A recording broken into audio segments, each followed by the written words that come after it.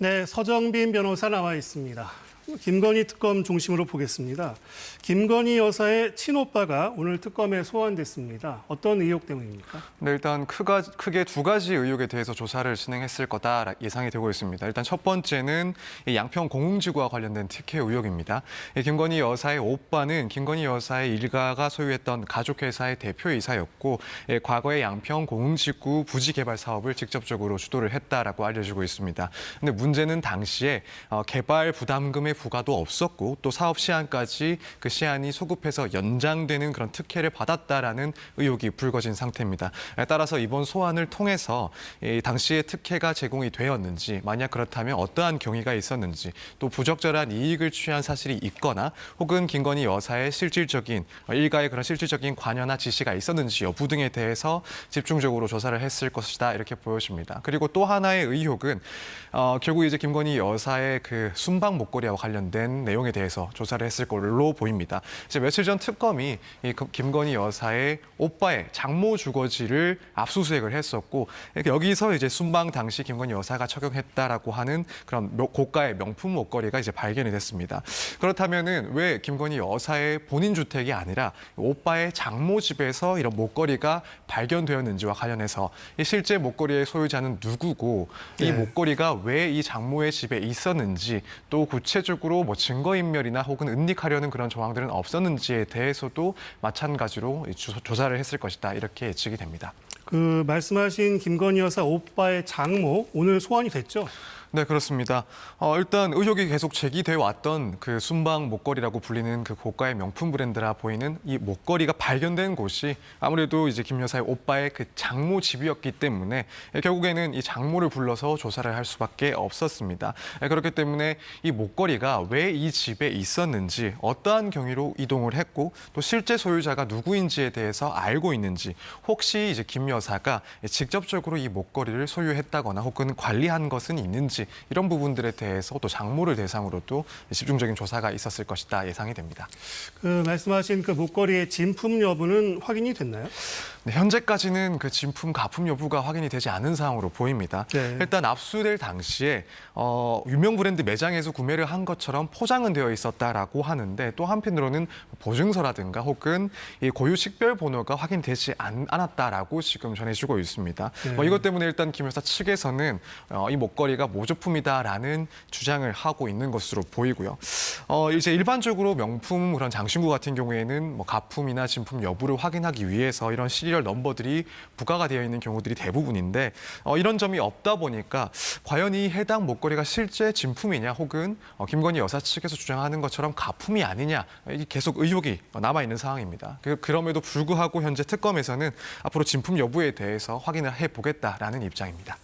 그런데 특검이 이와 관련해 압수수색 영장에 뇌물 혐의를 기재했다는 보도가 있었습니다. 이게 어떤 의미가 있는 건가요?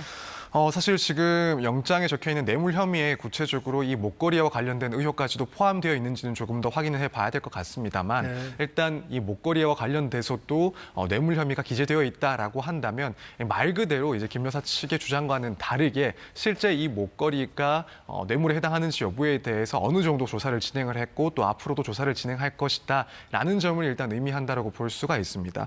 결국 이 목걸이에 대해서 뭐 타인에게서 빌렸다거나 혹은 직접 구매를 했다라는 그런 주장과는 상관없이 결국 이게 남으로부터 수수를 한 것으로 보이고, 또 이 부정한 청탁으로 이런 대가로 받은 것이다라는 것을 어느 정도 의심을 하고 있지 않나, 이렇게 보여지고, 당연히 이 부분 관련해서 이 목걸이의 진품 여부뿐만 아니라 외부로부터 이제 수수를 한 것인지, 또는 그 대가가 부정한 청탁이 결부되어 있는 것인지 이런 점들도 조사를 할 것이다라고 볼 수가 있습니다. 그 말씀하신 대로 김 여사 측은 이걸 모조품이라고 주장하고 있다는데, 모조품이라면 문제가 없는 건가요? 일단 진품인 경우에 경우의 수를 간단하게 말씀을 드리면, 첫 번째는 이제 재산 신고를 누락한 것이기 때문에 공직자윤리법 위반이 되는 것이고, 네. 또 하나는 소지의 그 과정에 대해서 혹은 소유에 대해서 거짓 해명을 한 것이기 때문에 이 뇌물수수 혐의가 짙어진다라고 볼 수가 있습니다. 또 그밖에 증거인멸 문제도 발생할 수가 있고요. 근데 만약 이제 모조품이다라고 했을 때 그렇다고 해서 문제가 모두 사라지는 것은 아닙니다. 일단 첫 번째로 법적인 것을 떠나서 윤리적으로 이 대통령의 부인이 공식 석상에서 이 모조의 고가 제품, 이 모조품을 착용했다라는 것은 뭐 그 자체로도 충분한 비판을 받을 수밖에 없고 또 해명을 또 번복해 왔다라는 점 역시도 비판을 받게 될 겁니다. 한편으로는 이제 법적인 걸 조금 따져보자면 네. 만약 모조품인데 실제 가격이 500만 원 이상이다라고 한다면 마찬가지로 공직자윤리법 위반이 문제가 되는 것이고 네. 실제 가격이 500만 원 이하라고 한다면 미만이라고 한다면 뭐 이 부분은 문제가 되지는 않을 것입니다. 다만 또 이것과 별도로 이 가격을 떠나서 해당 목걸이를 타인에게서 받은 것이다라고 한다면 특검 입장에서는 당연히 그 수수의 대가가 있었는지 부정한 청탁이 있었는지에 대해서 조사를 할 것이고 이렇게 되면 또다시 뇌물 혐의가 문제가 될 수가 있습니다. 네. 그리고 이른바 신데렐라 수사라고 하죠. 이 샤넬 신발의 사이즈 이걸 놓고 뭐 여러 얘기가 나오고 있네요. 네, 그렇습니다.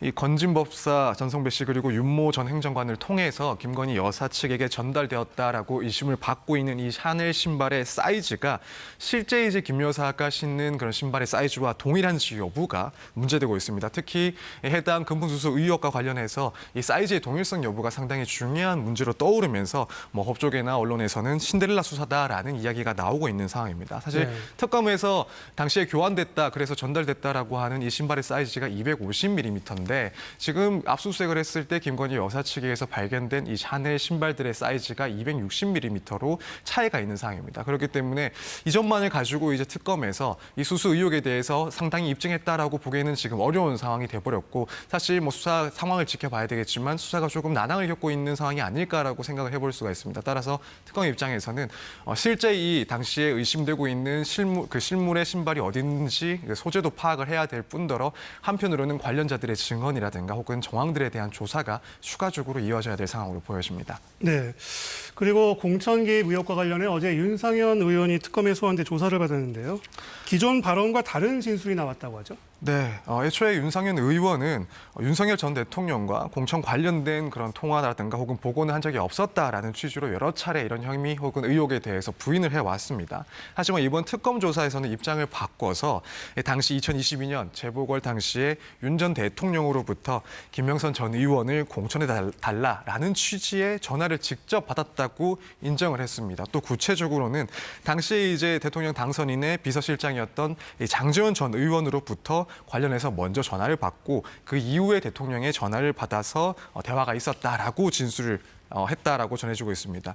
이런 진술 변경은 그동안의 입장과는 뭐 상당히 이제 반대되는 내용인데 네. 결국에는 지금까지 특검에서 확보를 했던 그런 증거라든가 혹은 관계자들의 진술에 비추어 봤을 때 아무래도 이제 윤상현 의원 측에서는 과거의 그런 입장을 계속 유지하는 것은 상당히 어렵다라는 판단을 했을 것이다 이렇게 보여지고 또 혹여나 이렇게 명확하게 드러나고 있는 사실에 대해서 부인을 했을 때는 뭐 앞서 다른 그런 구속 사례를 봤을 때 강제적인 구인도 가능할 수도 있다. 이런 점을 좀 염두에 두지 않았을까 이렇게 생각이 됩니다. 그리고 특검이 이준석 의원에 대한 압수수색도 했습니다. 이거는 공천 개입 의혹과 관련된 내용이죠, 역시. 네, 그렇습니다. 일단 압수수색 영장에 적혀 있기를 2022년 지방선거 그리고 재보궐선거 당시에 국민의힘 당대표였던 이준석 대표가 윤석열 전 대통령 부부와 함께 이 공천에 부당하게 개입했다라고 하면서 업무방해 피의자로 명시가 되어 있습니다. 결국에는 명태균 게이트에서 이런 명태균 씨로부터 여론조사 등을 불법적으로 지원받은 대가로 이런 공천에 개입한 것 아닌가라는 의혹을 가지고 수사가 진행되고 있는 상황입니다. 현재 이제 이준석 대표 입장에서는 이 특검 수사에 대해서 강하게 불만 섞인 메시지를 보내고 있긴 합니다. 정치적인 목적의 표적 수사다라고 대응을 하고 있긴 합니다만 네. 지금까지의 특검의 그런 조사 흐름을 봤을 때 이 정도까지 의혹이 제기된 상황에서 이번 압수수색은 뭐 예정된 그런 수순이었다 이렇게 평가할 수 있을 것 같습니다. 네. 윤석열 전 대통령이 나와 조사받으라고 한 날이 내일이죠. 네, 그렇습니다. 윤 전 대통령이 나올까요? 내일 오전 10시로 일단은 잡혀 있긴 한데 개인적으로는 출석하지 않을 가능성이 뭐 현저히 높지 않나라고 생각이 됩니다. 일단 뭐 기존의 태도를 봤을 때도 특검의 수사부터 이 재판에 계속 나오지 않는 상황입니다. 물론 구속 적부심이라는 뭐 석방을 조금 기대해 볼 수 있는 절차에는 나왔지만 그 이후에 이제 내란 관련된 재판에서도 출석을 하지 않고 있는 모습을 봤을 때 내일 역시 출석을 하지 않을 것이다라고 보여지고 또 한편으로는 굳이 출석을 할 이유가 없다라고 판단을 할 것 같습니다. 이미 구속이라는 최악의 상황에 처해 있기 때문에 때문에 현재 뭐 불출석을 하더라도 뭐 달리 이제 더 악화될 사항은 없다라는 평가를 할 것 같고 차라리 뭐 기존의 이야기처럼 건강상의 이유로 또 부당한 수사임을 주장을 하면서 불출석을 하는 게 보다 유리하다라는 판단을 하지 않을까 개인적으로는 이렇게 생각을 하고 있습니다. 네, 서정빈 변호사였습니다. 말씀 잘 들었습니다. 감사합니다.